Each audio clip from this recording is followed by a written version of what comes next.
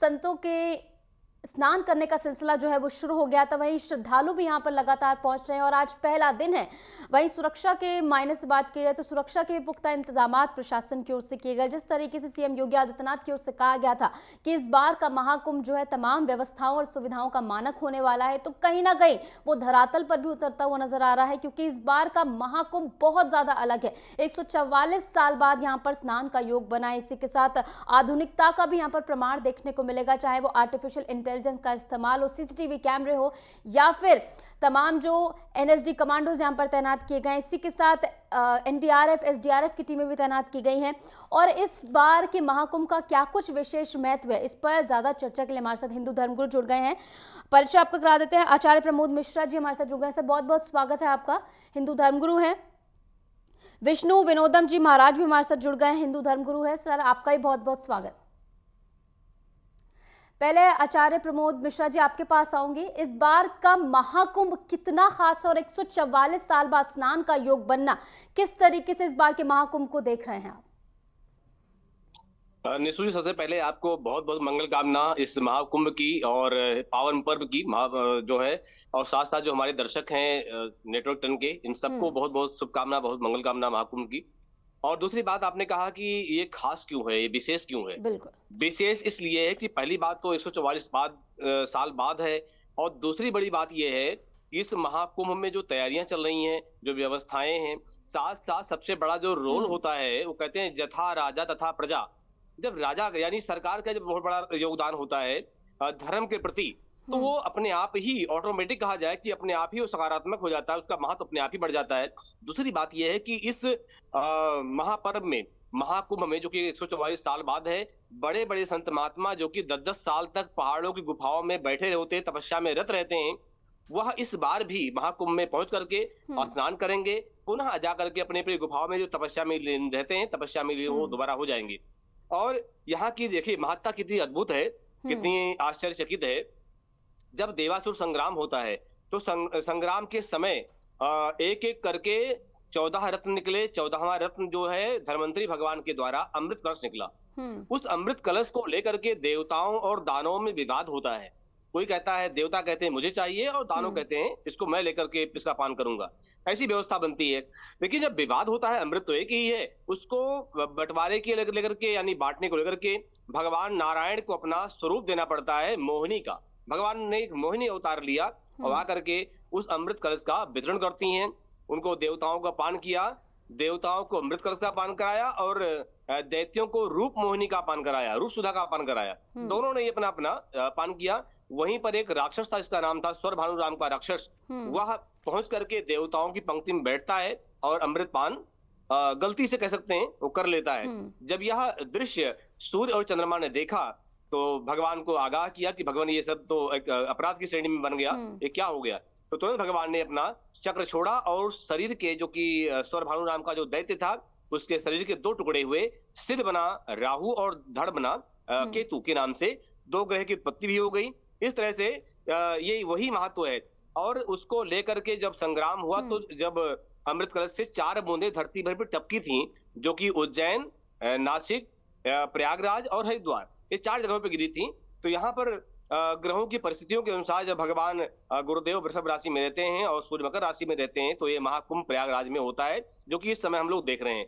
तो इसको लेकर के जो भी वहां पर, अभी आपने शायद देखा होगा, कल की न्यूज आई थी कि एप्पल की जो मालकिन है वो भी यहाँ पर स्नान करने के लिए पहुंच रही हैं। तो ये यहाँ की व्यवस्था है, ये यहाँ की परंपरा है, ये यहाँ का महत्व है कि बाहर के जो लोग हैं, बेशक वो सनातन से संबंध रखते नहीं है, लेकिन मैंने देखा कल के एक समाचार में कि वो एकदम गेरुआ वस्त्र में और सनातनी पद्धति के अनुसार अपनाते हुए गुरु दीक्षा ली है और अपना एक नया नाम लिया है उन्होंने, आ करके और यहाँ पर कुंभ स्नान में स्नान करेंगी, कुंभ के मेले में वहां रहेंगी, और अपने आप को भाग्यशाली मानते हैं कि कहीं से गंगा से स्पर्श हो जाए, भारत की भूमि से स्पर्श हो जाए, तीर्थों का दर्शन हो जाए। तो ये भारत का महत्व है। और गीता में भगवान ने एक श्लोक कहा कि धन्यो ही भारतो देशः, धन्यः भारत संस्कृति, भारतीय जनः धन्या, धन्यास्माकं परंपरा। तो इस भारत की धन्यता को देखते हुए, भारत की दिव्यता को देखते हुए, भारत की परंपराओं को देखते हुए, भारत के जो तीर्थों का महत्व है, उनको सबको देखते हुए आज विदेशी कल्चर के लोग जो कि बहुत पहले हम्म। जुड़े थे, एक ही धर्म था सनातन धर्म, आज पुनः देखिए कि ये धर्म का महत्व है, ये भारत का महत्व है, ये सनातन का महत्व है, ये वसुधैव कुटुंबकम का महत्व है कि हम्म। आज हर सभ्यता के लोग, हर संस्कृति के हम्म। लोग भारत की तरफ दौड़ते हैं। क्योंकि हम्म। जीवन, सिर्फ जीवन, आनंद वाला जीवन भारत में ही है, बाकी कहीं नहीं है और। बिल्कुल। बाकी पैसा और घुस सकता सनातन है, की जो बहुत कुछ पवित्रता सुविधाएँ है हो वो सकती हर हैं, लेकिन धर्म के सुख लोगों नहीं को है। अपनी ओर खींचती है। बिल्कुल आपने सही कहा, देश नहीं बल्कि विदेश में भी इसको लेकर काफी ज्यादा उत्साह है, लोग यहाँ पर पहुंच रहे हैं। हमने तस्वीरें भी दिखाई थी, इटली के कुछ लोग यहाँ पर पहुंचे, मंत्र जाप करते हुए नजर आ रहे थे। विष्णु जी भी हमारे साथ बने हुए हैं।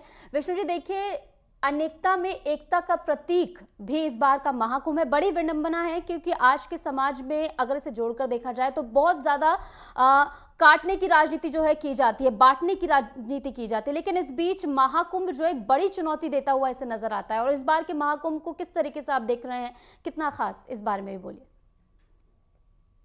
देखिए, काफी वर्षों बाद ये कुंभ आ रहा है। अभी हमारे प्रमोद जी ने भी बहुत अच्छा इसका व्याख्यान किया।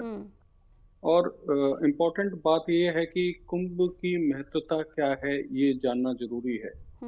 देखिए, मैं एक योगी हूँ, तो मैं एक योग के माध्यम से इसको बताता हूँ कि हम लोगों के यहाँ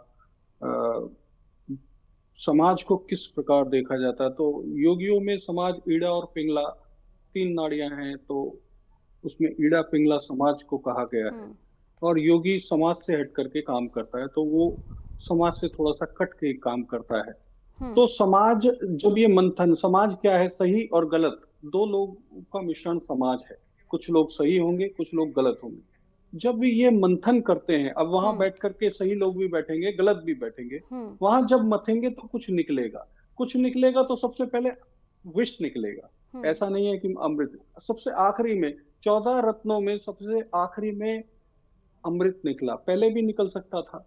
लेकिन यही जीवन को दर्शाता है। ये कुंभ हुआ या हमारे जितने भी त्योहार हुए, सनातन इसीलिए सबसे विराट है। ये वट वृक्ष है, जैसे कि अभी बताया कि एप्पल कंपनी की मालकिन भी आई हैं और तो यहाँ सनातन को अपना रही हैं। वो तो सनातन एक अपने आप में बहुत बड़ी चीज है। और कुंभ कहीं ना कहीं उस सत्यता को लाने के लिए ही, सामने उस अमृत को लाने के लिए कुंभ का आयोजन किया जाता है। तो ये कुंभ है।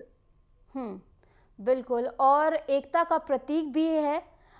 लगातार इस चर्चा को आगे बढ़ाएंगे, आगे भी महाकुंभ की और विशेषताओं की बात करेंगे। तो महाकुंभ का महा आगाज हो चुका है, चर्चा को आगे बढ़ाएंगे। हमारे साथ दोनों ही धर्मगुरु लगातार बने हुए हैं। आचार्य प्रमोद जी, आपके पास आऊंगी। देखिए, अगर महाकुंभ की बात की जाए, महाकुंभ का जब जब जिक्र आता है तो अखाड़ों का भी जिक्र होता है और हर धर्म में महिलाओं को सम्मान दिया जाता है, लेकिन सनातन में सबसे ज्यादा महिलाओं को सम्मान दिया जाता है, सर्वोपरि रखा जाता है। और इसका एक उदाहरण ये भी है कि माताओं की तरह पूजा जाता है। और इसी के साथ एक महिला अखाड़ा भी है जो सबसे ज्यादा महिला सशक्तिकरण को दर्शाता है। इस पर क्या कहेंगे आप? बिल्कुल निशु जी, यहाँ एक श्लोक आता है, मुझे याद आ गया कि नार्यस्तु जत्र पूज्यन्ते रमन्ते तत्र देवता। जहाँ पर नारियों का, कन्याओं का, महिलाओं का, देवियों का सम्मान होता है और जिस घर में सम्मान हुआ है अभी तक, वह घर स्वर्ग के समान, यानी देवता भी वहां भ्रमण करते हैं, ऐसा शास्त्र कहता है। तो यहाँ पर अपने यहाँ सनातन पद्धति में देवियों का सम्मान होता रहा। यहाँ तक कि जो देवी देवता हमारे हैं, चाहे वो राम का उच्चारण बाद में आ गया, पहले सीता का नाम लिया जाता है, सीता तब राम, राधे तब कृष्ण, उमा तब महेश्वर। तो यहाँ पर देवियों का सम्मान आदिकाल से रहा है, अभी भी है, आगे भी रहेगा, क्योंकि ये सनातन पद्धति है। ये पद्धति अद्भुत है, वैदिक है, दैविक है, देवी देवताओं से के द्वारा सशक्त है और उन्हीं के द्वारा ये सारा संचालन होता है। तो महिला अखाड़ा होना कोई बड़ी बात नहीं है, बहुत बढ़िया है, बहुत अच्छी बात है। इनका स्वागत सम्मान पहले भी रहा है, आज भी रहा है और नए तरीके से, क्योंकि इनके बिना तो जीवन है ही नहीं। यहाँ पर यहाँ पे जब हम लोग पढ़ते थे पढ़ाई के टाइम पर, ये पहले ही मंत्र दे दिया जाता है कि मातृ देवो भव, पितृ देवो भव, तब आता है आचार्य देवो भव। तो दुनिया संसार बाद में आता है, पहले देवी देवताओं की नारी शक्ति को ही प्रणाम किया जाता है, नारी शक्ति की उपासना होती है। तो यहाँ पर जो महिला अखाड़ा आया है, ये बड़ा अद्भुत है। ये देश के लिए कहीं ना कहीं एक शक्ति के रूप में उभरेगा और एक नया जागरण, एक नया संदेश सनातन के लिए, समाज के लिए, राष्ट्र के लिए बड़ा कल्याणकारक होगा। तो मैं यही कहना चाहूंगा कि हाँ, ये एक बहुत बड़ा अद्भुत अकल्पनीय है। और ये एक मातृशक्ति और महिलाओं का सम्मान जो कि देश करता है, समाज करता है, सनातन करता है, उसी उद्देश्य से महिला अखाड़ा का भी एक सम्मान है। जी बिल्कुल। और अखाड़ों का जब जब जिक्र किया जाता है तो इस बार सबसे अलग बात यही है, महाकुंभ में इस बार बहुत सारी अलग बातें हैं जो कि पहले कभी नहीं हुई और इस बार हो रही हैं। इसमें से एक है कि किन्नर अखाड़े का भी पहला ये महाकुंभ होने वाला है। विष्णु जी देखिए, सनातन धर्म में बदलाव भी बहुत जल्दी जल्दी किए जाते हैं, यानी जो बदलाव हो रहा है समाज में उसको बहुत जल्दी जल्दी एक्सेप्ट करके उसे ग्रैब किया जाता है। तो किन्नर अखाड़े की स्थापना 2015 में हुई थी और उसका पहला ये महाकुंभ होने वाला है। जी, नहीं तो आप क्या जानना चाहते हैं इसके बारे में? किन्नर अखाड़े की जब स्थापना हुई तो उसका क्या कुछ मोटिव रहा, सनातन धर्म का जो बदलाव लगातार हो रहा है, जिस तरीके समाज में जो अलग अलग चीजें हो रही है उसको किस तरीके सनातन धर्म ढालने की कोशिश कर रहा है इस पर? देखिए, मैं आपको एक चीज स्पष्ट कर देता हूँ निशु जी। सवाल जो होता है, जैसे किन्नर अखाड़ा है, तो किन्नर अखाड़े की बारे में किन्नर लोग ही बता सकते हैं, ना कि हम किन्नर हैं तो हम लोग क्या बता पाएंगे। वो ज्यादा बता पाएंगे, उनकी क्या डिमांड रही, क्या उनको जरूरत महसूस हुई, वो हमसे बेहतर वो जान सकते हैं। तो ये सवाल उनसे होना चाहिए। बाकी रही हमारी बात, चलिए ठीक है। और एक चीज और भी है। आज देखिए कहीं ना कहीं कुछ चीजों को स्पष्ट है, क्योंकि मंथन चल रहा है, कुंभ वहां चल रहा है, तो मंथन यहाँ भी टीवी चैनल के माध्यम से समाज को पता चलना चाहिए। देखिए, हिंदू धर्म की जो स्थापना की थी वो कहीं ना कहीं शंकराचार्यों ने की थी। और हम जैसे टीवी न्यूज चैनल वाले हर जगह हिंदू धर्म को लगा करके सबको बैठा देते हैं। असल सवाल जवाब इनसे होना चाहिए कि इन्होंने धर्म की स्थापना की थी तो धर्म को किस तरीके से आगे लेकर के जाना चाहिए। हर किसी से सवाल जवाब नहीं होना चाहिए। ये भी न्यूज चैनल वालों को समझना चाहिए, क्योंकि आपकी एक बहुत बड़ी समाज को दिखाने का, आईना दिखाने का काम आप ही करते हैं। और आपको ही समझ में नहीं आएगा तो फिर समाज भी लेकिन कुछ सर, ये नहीं समझ वो पाएगा। सवाल है जो कि लोगों के मन में आते हैं, जिनका जवाब हम अपेक्षा करते हैं कि आप लोग देंगे। हिंदू धर्मगुरु होने के नाते इन सवालों के जवाब जो है आप की ओर से दिए जाने चाहिए, तभी जनता को समझ में आ पाएंगे। देखिए, हमारे धर्म में संत अलग हैं, हिंदू धर्म गुरु अलग हैं, ठीक है, यहाँ महंत अलग हैं। ये चीजों को समझना पड़ेगा। हमारे बहुत विराटता है, हर किसी को एक ही तराजू में। योगी अलग हैं, उनका अलग काम होगा, महंत का अलग काम होगा, अघोरियों का अलग काम होगा। इस चीज को अगर एक ही जगह पिरो करके आप बैठा देंगे तो कोई कुछ बोलेगा, लेकिन कोई बतौर कुछ बोलेगा। हिंदू धर्म अगर आपको ये तमाम सवाल धर्म से ही जुड़े हैं, आस्था से ही जुड़े हैं, महाकुंभ से जुड़े हैं। जी, आस्था से जुड़े हैं, धर्म से जुड़े हैं, तो इसका जवाब जितना अच्छा शंकराचार्य देंगे हम लोग नहीं दे सकते, क्योंकि धर्म के बारे में उनको ज्यादा पता है। हम लोग योग साधना से जुड़े हुए हैं, तो हम लोग योग साधना से पूरे समाज को देखते हैं। और मुझे लगता है कि हमारे लिए तो धर्म के मायने कुछ दूसरे भी हो जाते हैं, क्योंकि हमारे लिए धर्म यहाँ खत्म हो जाता है। चलिए ठीक है। हमारे साथ आचार्य जी, प्रमोद जी भी लगातार जुड़े हुए हैं। आचार्य जी, इस बार के महाकुंभ में जो व्यवस्थाएं की गई हैं, आपने पहले के भी महाकुंभ देखे होंगे और बार बार इसकी तारीफ जो है वो की जा रही है, इसका कितना श्रेय आप सरकार को देना चाहेंगे? देखिए निशु जी, यहाँ पर सरकार को तो पूरा ही श्रेय जाता है। संत महात्मा या अखाड़े या कहे जाए महामंडलेश्वर जो भी वहां पर उपस्थित हो रहे हैं, व्यवस्थाएं कहीं ना कहीं उनकी हैं और विशेष हैं इस बार, क्योंकि महाकुंभ तो लाखों वर्षों से है, आज से नहीं है। ऐसा एक वहां का समावेश है कि ये पंचांग के तरीके से, भौगोलिक तरीके से, सूर्य चंद्रमा के योगदान से, साथ साथ जो 12 महीनों में माघ का महीना है, माघ के महीने में जब कुंभ नहीं लगता है तब भी माघ के महीने में वहां पर संतों का अखाड़ा होता है, संत वहां आते हैं, मेला लगता है। और एक तरह से राष्ट्र कल्याण के लिए, देश के कल्याण के लिए, समाज कल्याण के लिए, धर्म के संवर्धन के लिए वहां पर चर्चा होती है, बातचीत होती है। एक ऐसा ये स्थान था, पहले भी रहा है ये, तो ये चीजें व्यवस्थाएं रही हैं पहले भी। लेकिन हाँ, इस बार विशेष इसलिए है कि सरकार ने कुछ ऐसी व्यवस्था बनाई है कि देश के ही नहीं, जो एनआरआई हैं, बाहर के लोग हैं, जो अपनी संस्कृति को जानते तो हैं, लेकिन आने में असमर्थमान थे। लेकिन इस बार ऐसा कुछ हो रहा है कि वो यहाँ की भव्यता को देख करके, इसको प्रचार प्रसार को देख करके, व्यवस्थाओं को देख करके वो भी आने को तत्पर होते हैं। कई बार ऐसा होता है कि बाहर के जो लोग हैं, जो सनातन को मतलब ज्यादा तो नहीं जानते, लेकिन हाँ मानते हैं कि सनातन धर्म है और विश्व का गुरु ही भारत है, क्योंकि ये तीर्थों का देश है, देवताओं का देश है, देवियों का देश है, धर्म का देश है। भगवान ने जब जब अवतार लिया, भारत में लिया, ये सुनते हैं लोग, जानते हैं। लेकिन पिछली सरकारों में कार्य व्यवस्थाएं ऐसी नहीं होती थी और ना के बराबर ही वहां पर लोग ध्यान देते थे, सरकारें बिल्कुल ध्यान नहीं देती थी। लेकिन अब हम कहेंगे कि यथा राजा तथा प्रजा, बार बार इसलिए कह रहे हैं कि अब सरकार वहां पर ध्यान दे रही, चाहे वो केंद्र की सरकार हो, आदरणीय सम्माननीय माननीय मोदी जी हो, या माननीय योगी जी हो, मुख्यमंत्री साहब। तो इन सबका बड़ा अच्छा योगदान है, 100% अपना योगदान दे रहे हैं धर्म के प्रति। इसलिए अब इस बार खास है कि बाहर के लोग भी यहाँ पर लालायित होते हैं।